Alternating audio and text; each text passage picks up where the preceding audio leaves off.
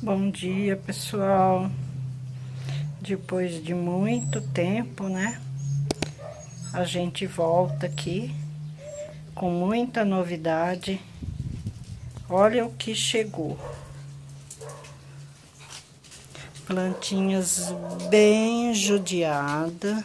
Um lote, ainda tem mais chegando. Um lote grande.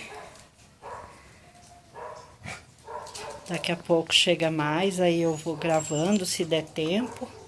Mas é só para vocês terem uma noção.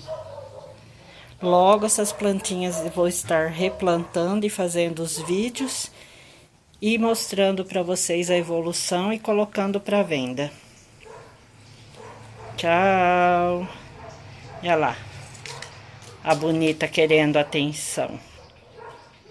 A mascote da casa.